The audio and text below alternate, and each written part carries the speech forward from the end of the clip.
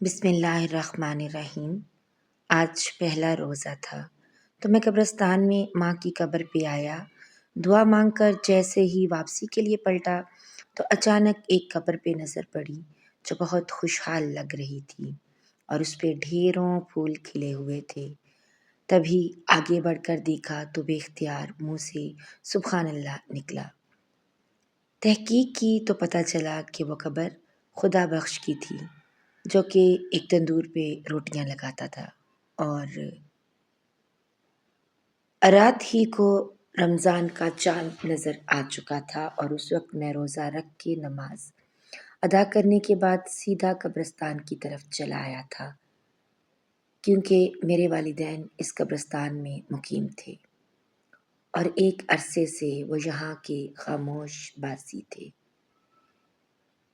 میں سیدھا ان کی قبروں پہ آیا اور ان کی قبروں پہ فاتح خوانی کرتے ہوئے انہیں رمضان کی مبارکباد دی، کیونکہ میں ہر خوشی اور غمی کے موقع پر انہیں یاد رکھتا تھا اور تب مجھے یوں ہی محسوس ہوتا تھا کہ جیسے وہ آج بھی میرے ساتھ کھڑے ہیں، جیسے اس وقت انہیں رمضان کی مبارکباد دیتے ہوئے میرے دل کو ایک سکون مل رہا تھا اور یوں لگ رہا تھا کہ جیسے وہ میرے آنے سے خوش ہوئے ہوں۔ قبرستان میں کافی دیر تک میں بیٹھا رہا اور ان کے ساتھ چھوٹی چھوٹی ادھر ادھر کی باتیں کرتا رہا۔ اتنے میں دن نکل آیا تھا اور میں اب گھر واپس جانے کے لیے پر تول رہا تھا، کیونکہ کچھ دیر آرام کرنے کے بعد پھر مجھے اپنے کام کے لیے نکلنا تھا۔ جیسے ہی میں قبرستان سے باہر آنے کے لیے اٹھا اور چند قبریں پار کیں تو اچانک ایک قبر پر میری نظر پڑی۔ اس قبر کو دیکھتے ہی میرے دل میں ایک عجیب سا احساس بیدار ہوا۔ یوں لگ رہا تھا کہ جیسے اس قبر میں کچھ انوکھا ہے، کچھ الگ سے محسوس ہو رہا تھا۔ اسے دیکھ کر میں بے اختیار ٹھٹک سا گیا تھا۔ وہ قبر بہت خوشحال لگ رہی تھی اور اس میں سے خوشبو اٹھ رہی تھی۔ یوں لگ رہا تھا جیسے کسی نے ڈھیروں پرفیوم چھڑک دیا ہو۔ میں بے اختیار آگے بڑھا اور اس قبر کی مٹی پر ہاتھ پھیرا۔ میرے ہاتھوں میں تھوڑی سی مٹی لگی۔ میں نے اپنا ہاتھ ناک کے قریب لے جا کر سونگھا تو واقعی اس قبر میں سے ایک الگ ہی خوشبو محسوس ہو رہی تھی اور اس قبر کی مٹی بھی مہکی ہوئی تھی۔ میں بہت حیران ہوا اور اسی طرح وہاں کھڑے ہو کر فاتح خوانی کی اور اللہ سے دعا کی کہ اللہ میری بھی قبر کو اسی طرح مہکتا ہوا اور آباد رکھے۔ آمین کہتا ہوا میں واپس چل پڑا، لیکن وہ قبر اور اس میں سے اٹھنے والی مہک نے مجھے جیسے اپنا گرویدہ کر لیا تھا اور میں اس مہک کے اثرات میں ڈوبا ہوا تھا۔ میں واپسی کے لیے نکل کھڑا ہوا کیونکہ مجھے پہلے ہی دیر ہو رہی تھی اور اب میں نے کچھ دیر آرام کرنے کے بعد اپنے کام کے لیے جانا تھا، لیکن اس قبر کی مہک میرے دل میں اتر رہی تھی۔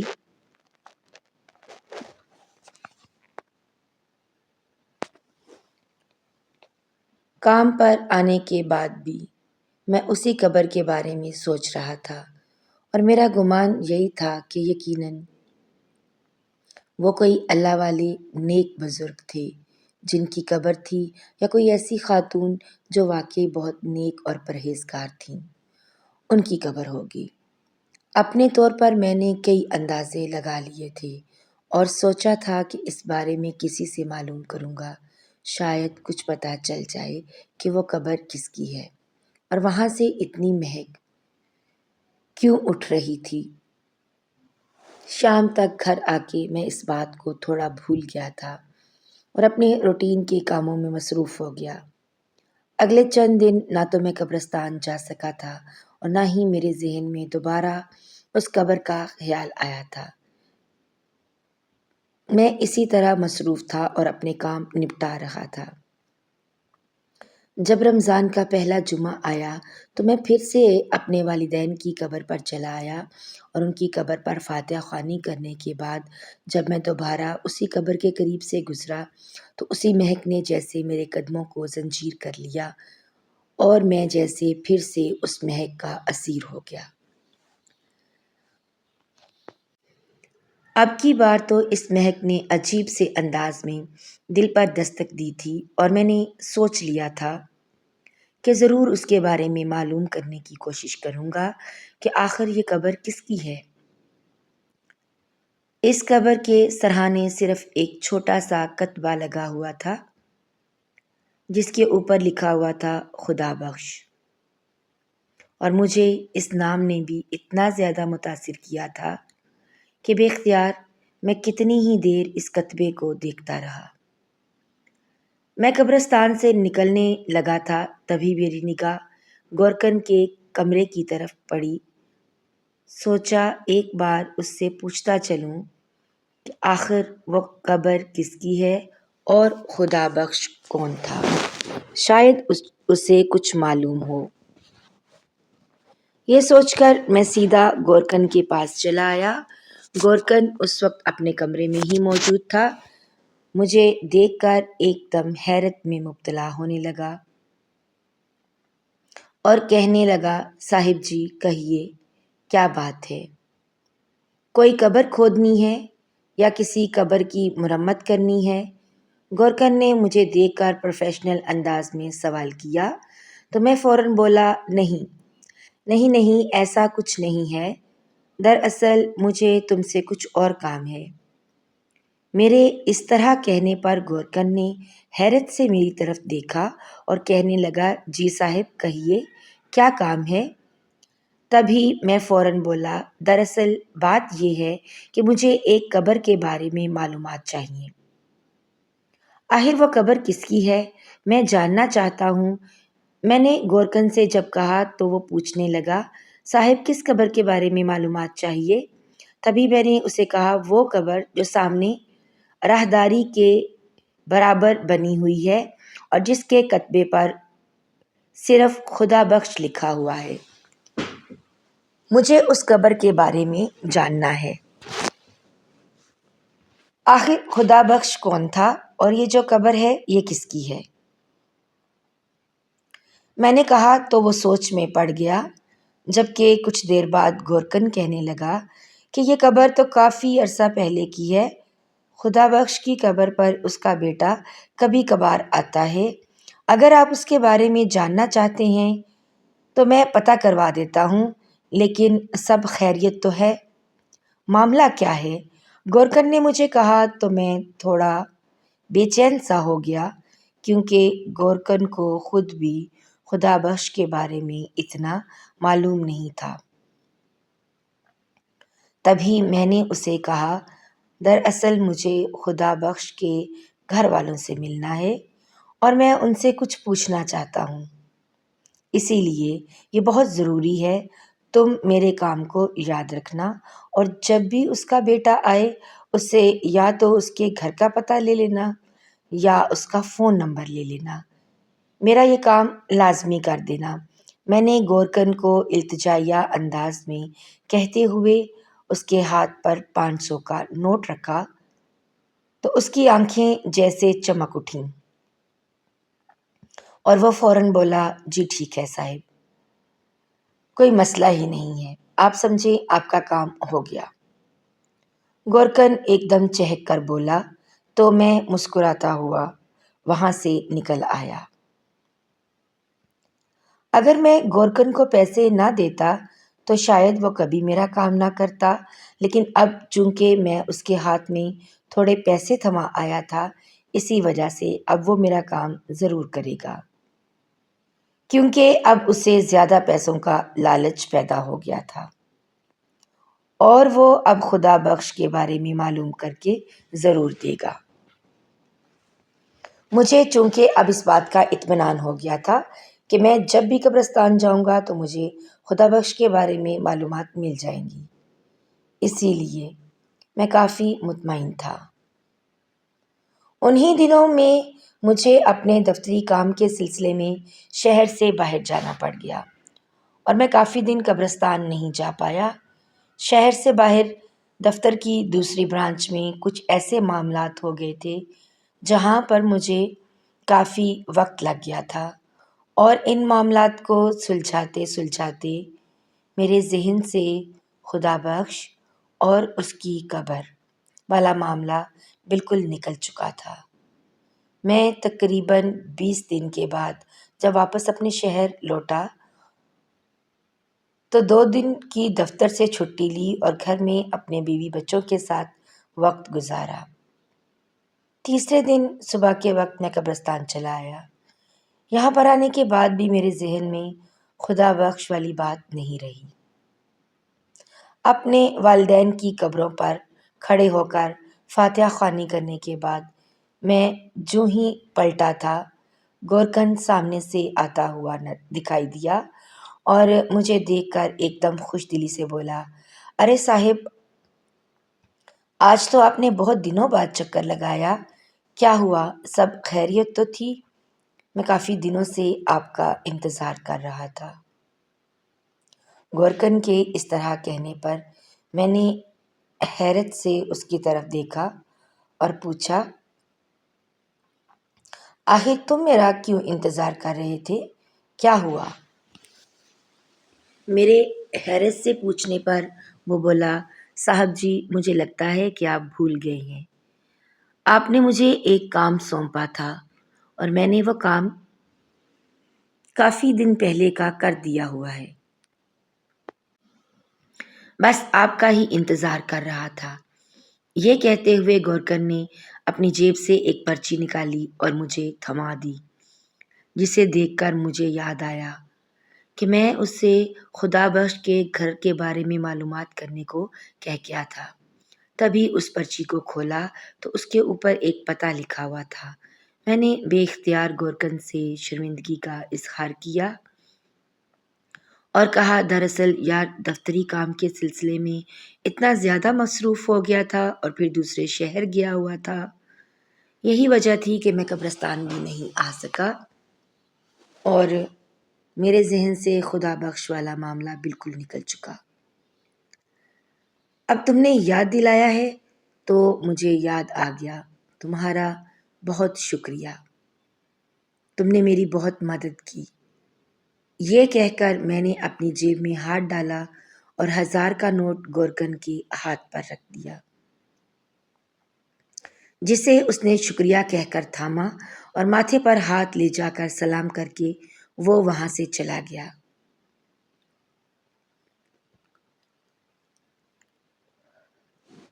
میں نے وہ پرچی اپنی جیب میں ڈال لی اور پرسوچ نظروں سے خلا میں تکتے ہوئے سوچنے لگا کہ اب مجھے جلد ہی خدا بخش کے گھر جا کر اس معاملے کے بارے میں معلوم کرنا ہوگا۔ آج بھی جب میں قبرستان سے نکلنے لگا تو خدا بخش کی قبر پر گیا اور اس کی قبر آج بھی بے حد خوشحال اور پر رونق محسوس ہو رہی تھی۔ اس کی قبر سے اٹھنے والی مہک نے مجھے اپنا اسیر کر لیا تھا۔ یہی وجہ تھی کہ میں نے بے اختیار وہاں پر کھڑے ہو کر چند گہرے سانس بھرے اور پھر خدا بخش کی قبر پر فاتحہ خوانی کرنے کے بعد میں وہاں سے نکل آیا۔ یوں تو اتوار میں ابھی 2 دن باقی تھے اور میں نے یہی سوچا تھا کہ اتوار والے دن خدا بخش کے گھر پر جاؤں گا تاکہ آرام سے مطمئن ہو کر مکمل بات کر کے آؤں۔ اسی لیے 2 دن اپنے دفتری کاموں میں مصروف رہا اور اتوار کے دن جب میں ناشتہ کرنے کے بعد گھر سے نکلنے لگا تو میری بیوی پوچھنے لگی، کیا بات ہے فہد، آج چھٹی ہے اور اتنے دنوں کے بعد اب گھر پر ہیں تو آج تو کہیں مت جائیں، گھر پر ہی رک جائیں۔ لیکن اپنی بیوی کو میں نے کہا کہ میں ایک ضروری کام سے جا رہا ہوں، جلد ہی واپس لوٹ آؤں گا، تم فکر مت کرو۔ یہ کہہ کر میں گھر سے نکل آیا۔ خدا بخش کے گھر کا پتہ میری جیب میں موجود تھا اور وہ میرے گھر سے کچھ ہی فاصلے پر تھا۔ میں پیدل ہی چلتا ہوا اس طرف کو نکل کھڑا ہوا۔ تقریباً 20 منٹ کی واک کے بعد میں خدا بخش کے گھر کے باہر کھڑا تھا۔ چند گہرے سانس بھرنے کے بعد میں نے بے اختیار اس دروازے پر دستک دی تو کچھ دیر کے بعد ہی ایک 20-22 برس کے نوجوان نے دروازہ کھولا اور سوالیہ نظروں سے میری طرف دیکھنے لگا۔ میں نے بے اختیار اسے سلام کیا اور کہنے لگا، کیا یہ خدا بخش کا گھر ہے؟ میرے پوچھنے پر اس شخص نے سر ہلایا اور کہنے لگا، جی یہ خدا بخش کا ہی گھر ہے، لیکن ان کے انتقال کو تو کافی وقت ہو گیا ہے۔ جبکہ میں نے اس کی بات سن کر کہا، نہیں، میں ان سے ملنے نہیں آیا، دراصل مجھے ان کے گھر میں سے کسی سے ملنا ہے، کوئی ضروری بات ہے جو میں کرنا چاہتا ہوں۔ میں نے جب اس سے کہا تھا تو اس نوجوان نے حیرت سے مجھے سر سے پیر تک دیکھنے کے بعد کچھ سوچ کر کہنے لگا، ٹھیک ہے، آپ بیٹھک میں آ جائیں، آپ کی جو بھی ضروری بات ہے میں سن لیتا ہوں، میں خدا بخش کا بیٹا ہوں۔ اس شخص نے اپنا تعارف کروایا تو میں خوش دلی سے سر ہلا کر مسکرا دیا اور اس کے پیچھے قدم بڑھاتے ہوئے بیٹھک میں آ کر بیٹھ گیا۔ سادہ سا گھر تھا جس میں بیٹھک میں صرف 2 کرسیاں پڑی ہوئی تھیں اور ایک چھوٹا سا میز تھا۔ اس کے علاوہ ایک کونے میں چارپائی اور چھت پر لٹکا ہوا پنکھا بھی کسی قدیم زمانے کا معلوم ہوتا تھا۔ میں نے ایک ہی نظر میں اس چھوٹی سی بیٹھک کا جائزہ لے لیا، تبھی وہ شخص اندر گیا اور کچھ دیر کے بعد اس کے ہاتھ میں پانی کا ایک گلاس تھا، جسے لے کر وہ واپس چلا آیا اور وہ پانی کا گلاس اس نے میری طرف بڑھایا، جسے میں نے شکریہ کہہ کر تھام لیا۔ 2 گھونٹ بننے کے بعد میں نے گلاس میز پر رکھ دیا، تبھی وہ کہنے لگا، جی کہیے، کیا بات ہے؟ آپ کو ابا جان کے بارے میں کیا معلوم کرنا ہے؟ آپ ان کے بارے میں کیا جاننا چاہتے ہیں؟ اس شخص نے مجھ سے کہا تو میں فوراً بولا، نہیں ایسا کچھ بھی نہیں ہے، میں تو آج تک کبھی خدا بخش سے ملا بھی نہیں ہوں اور نہ ہی مجھے پتا ہے وہ کیا کرتا تھا۔ دراصل اس کے بارے میں جاننے کے لیے ہی یہاں پر آیا ہوں۔ یہ کہہ کر میں نے اس لڑکے کو قبرستان میں پیش آنے والے واقعے کے بارے میں بتایا اور اس کے باپ کی قبر کا حال کہہ سنایا تھا، جسے سن کر اس کی آنکھ میں آنسو آ گئے اور کہنے لگا، ابا جان ہمیشہ یہی دعا کرتے تھے، اے میرے رب، میری ہر سانس کے مالک، میری قبر کو مہکتا ہوا باغ بنا دینا، میری قبر کو جنت کا باغ بنا دینا۔ اور ہم ابا سے یہی کہا کرتے تھے کہ ابا، آپ یہ دعا کیوں کرتے ہیں؟ کیا قبریں بھی کبھی جنت کا باغ بنی ہیں؟ جنت میں تو آپ جاؤ گے، قبر تھوڑی جنت کا باغ بنے گی۔ لیکن آج آپ کی بات سن کر جیسے اس بات کی تصدیق ہو گئی کہ ابا کی دعا قبول ہو گئی اور آج وہ ایک ایسی قبر میں موجود ہیں جو جنت کا باغ بن گئی ہے۔ اس لڑکے کی بات سن کر میں نے آہستہ سے سر ہلایا اور کہا، بے شک ایسا ہی ہے، لیکن میں نے تم سے یہ جاننا ہے کہ خدا بخش اپنی زندگی میں کیسے تھے، کیا کام کرتے تھے اور آخر ان کا ایسا کون سا عمل تھا جس کی بدولت اللہ تعالیٰ نے ان کے ساتھ اتنی بڑی سخاوت کا مظاہرہ کیا کہ آج وہ مہکتی قبر کے مکین ہیں۔ میرے پوچھنے پر خدا بخش کا بیٹا کہنے لگا، دراصل میرے ابا ایک غریب انسان تھے، وہ محنت مزدوری سے کبھی گھبراتے نہیں تھے، وہ تندور پر روٹیاں لگاتے تھے اور اس تندور سے انہیں روزانہ کی بنیاد پر اجرت مل جایا کرتی تھی۔ اس کے علاوہ بچی ہوئی روٹیاں بھی انہیں مل جاتی تھیں جنہیں وہ گھر لے آتے، جس سے ہم سب اپنا پیٹ بھر لیتے تھے۔ ابا نے ہمیشہ ہر حال میں اللہ کا شکر ادا کیا۔ ان کے پاس صرف ایک ہی ہنر تھا اور وہ روٹیاں لگانا تھا۔ تندور کے اوپر کھڑے ہو کر وہ ایک وقت میں کئی کئی روٹیاں لگا لیتے تھے، اور ہمیشہ وہ اس بات پر بھی اللہ کا شکر ادا کرتے تھے کہ اللہ تعالیٰ نے ان کے ہاتھ پیروں کو سلامت رکھا ہے اور وہ رزق حلال کما رہے ہیں۔ ابا کبھی تندور سے چھٹی نہیں کرتے تھے، اور نہ ہی کبھی ان سے کوئی کام خراب ہوا تھا۔ یہی وجہ تھی کہ تندور کے مالکان ان سے بہت خوش تھے اور اکثر و بیشتر ابا کی تعریف کرتے ہوئے دکھائی دیتے تھے۔ ابا یوں تو وہاں پرانے والے ہر گاہک کے ساتھ بہت اچھا سلوک کرتے تھے، لیکن خاص طور پر جب کوئی گاہک آتا اور اللہ کے نام پر کھانے کو مانگتا تو ابا ہمیشہ اسے گرم گرم کھانا پیش کرتے۔ ہوٹل میں سے سالن اور تندور سے روٹی دے کر ابا اس کا پیٹ بھرتے تھے، اور وہ شخص جاتے ہوئے ابا کے لیے ڈھیروں دعائیں کرتا جاتا تھا۔ ابا کو بھی جیسے اطمینان ہو جاتا تھا کہ اس کی دعائیں قبول ہو جاتی ہیں۔ حالانکہ ایسے وقت میں ابا کے مالکان اکثر اسے منع کرتے اور کہتے، خدا بخش، لوگوں کے ساتھ اتنی مہربانی مت کیا کرو، ان کے پاس پیسے ہوتے ہیں لیکن وہ تمہیں بے وقوف بنا کر جاتے ہیں، اس لیے تم کیوں ان کے حصے کا بوجھ اٹھاؤ؟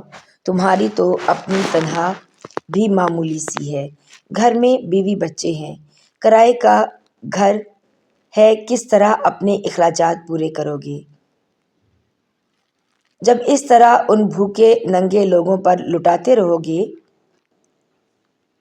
تندور کے مالکان جب ابا سے کہتے تو ابا فوراً عاجزی اور انکساری سے جواب دیتے، صاحب مجھے اس بات کا تو نہیں پتہ، لیکن جب کوئی میرے پاس اللہ کا نام لے کر کچھ مانگتا ہے تو میرا دل چاہتا ہے کہ میں اس پر سب کچھ وار دوں۔ یہ تو صرف کھانا ہے، ایک وقت کی روٹی ہے، اس نے اللہ کے نام پر مانگی، میں نے اسے دے دی۔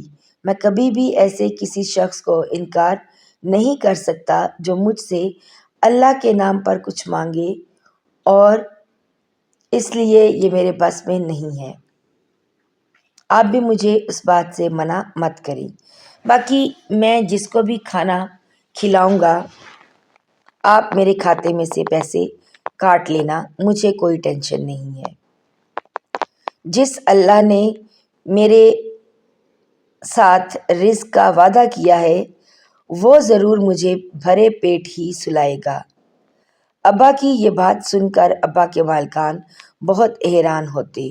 انہوں نے اپنی زندگی میں ایسا شخص پہلی بار دیکھا تھا، ورنہ آج کل کے نفسا نفسی کے دور میں کون کسی کا خیال کرتا ہے، کون کسی کے ساتھ اتنا زیادہ مخلص ہو کر چلتا ہے جیسے ابا تھی۔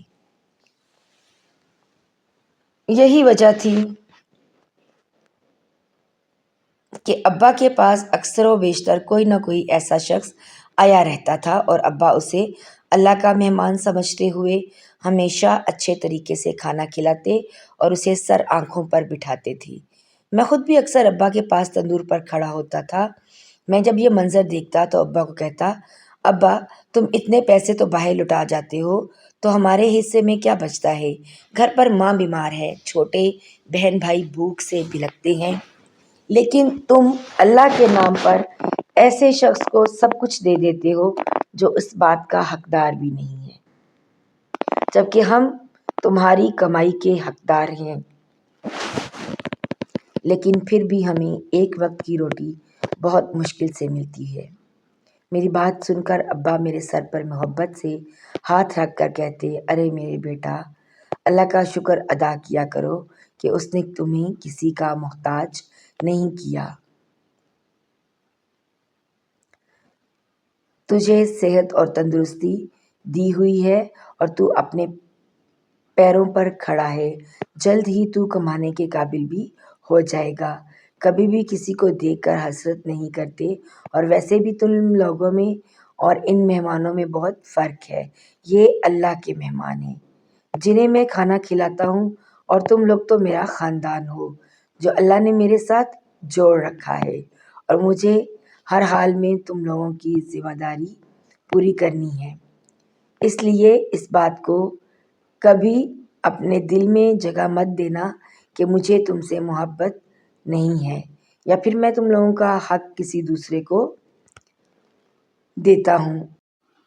ابا جب یہ بات کرتے تو میں چپ ہو جاتا، اور پھر ویسے بھی انہیں اس بات کا یقین تھا کہ اس کا اجر اللہ انہیں ضرور دے گا، اور ان کی قبر کو جنت کے باغ میں سے ایک باغ بنا دے گا۔ اسی لیے میں چپ چاپ ابا کی یہ دعا سنتا اور خاموش ہو جاتا۔ اچانک ایک دن ابا کی طبیعت خراب ہوئی، اور وہ چند لمحوں میں ہی اپنے خالق حقیقی سے جا ملے۔ ابا کی تدفین کر دی گئی، اور آپ یقین کریں کہ جب ابا کا جنازہ اٹھایا جانے لگا تو نہ جانے کہاں کہاں سے کون کون سے لوگ ان کے جنازے میں شریک تھے جنہیں ہم بھی نہیں جانتے تھے۔ ابا کا جنازہ بہت بڑا ہوا تھا، اور بہت سارے لوگوں نے جنازے میں شرکت کی تھی۔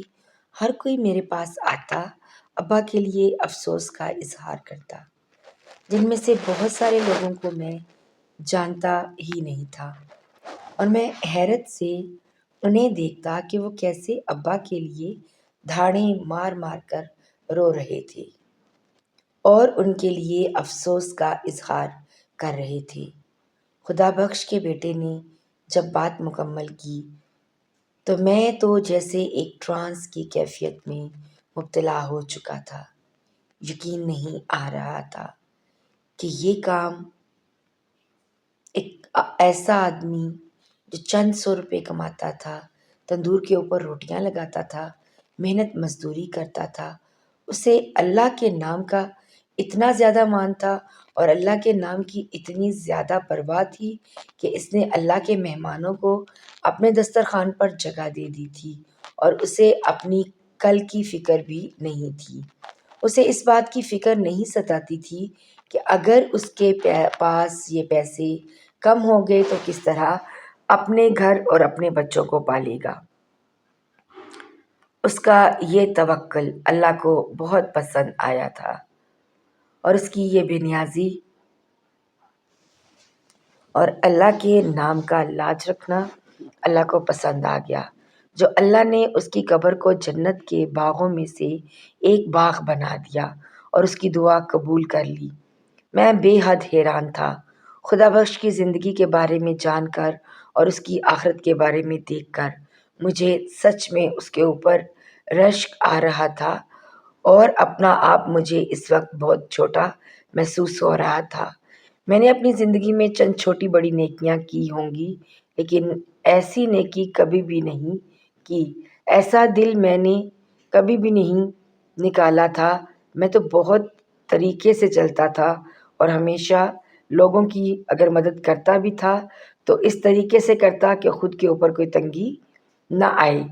لیکن آج خدا بخش کی زندگی اور اس کی حقیقت کے بارے میں جان کر میں بہت سارے نئے پہلوؤں سے آشنا ہوا تھا، اور میرا توکل اللہ کے اوپر اور بڑھ گیا تھا۔ میرے دل میں ایمان کی روشنی اور زیادہ منور ہو چکی تھی۔ خدا بخش کی قبر کو اگر میں نے خود اپنی آنکھوں سے نہ دیکھا ہوتا تو شاید میں کبھی کسی کی بات کا یقین نہ کرتا،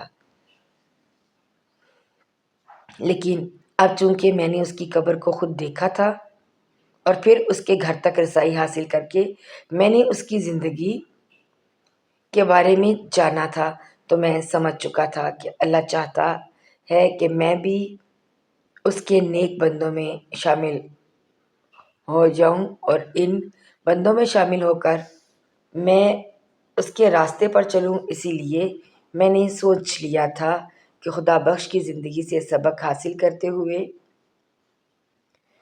میں بھی اپنی زندگی کو اسی طریقے سے چلاؤں گا اور اپنی آخرت کو اسی طرح سنواروں گا جس طرح خدا بخش کی آخرت سنور چکی تھی۔ میرے دل کو اب ایک اطمینان ہو چکا تھا اور میں نے سوچ لیا تھا کہ اس مقصد میں میں تنہا نہیں رہوں گا، بلکہ اپنی بیوی اور بچوں کو بھی اپنے ساتھ لگاؤں گا تاکہ ہم سب اللہ کے پسندیدہ ٹھہرائے جائیں اور اس کے حضور جب پیش ہوں تو ہمارے چہروں پر ندامت نہیں بلکہ اس کے نام کی عزت کا تاج ہو۔ آج جیسا اطمینان اور ایمان مجھے محسوس ہوا تھا ویسی زندگی میں نے کبھی نہیں ہوا تھا۔ یہی وجہ تھی کہ جب میں گھر لوٹا تو دل میں ارادہ مضبوط تھا اور آنکھوں میں ایک نئی عزم کی روشنی تھی جسے میری بیوی نے بھی فوراً محسوس کیا تھا، اور اس کے پوچھنے پر میں نے اسے دیکھتے ہی بے اختیار سارا واقعہ کہہ سنایا، جسے جان کر وہ بھی کہنے لگی، ارے یہ تو آپ نے بہت اچھا فیصلہ کیا ہے۔ واقعی انسان اگر ان چھوٹی چھوٹی نیکیوں کا بھی خیال کرے تو وہ ہماری زندگی میں کتنی بڑی تبدیلی لا سکتی ہیں، یہ میں نے آج دیکھا ہے، اور یقیناً اس کام میں ہمیشہ آپ کے ساتھ ہوں اور آپ کا ساتھ دوں گی۔ اپنی بیوی کے اطمینان دلانے پر میں مسکرا دیا اور مجھے یقین ہو گیا کہ نہ صرف میری دنیا بدلنے والی ہے بلکہ میری آخرت بھی سنورنے والی ہے۔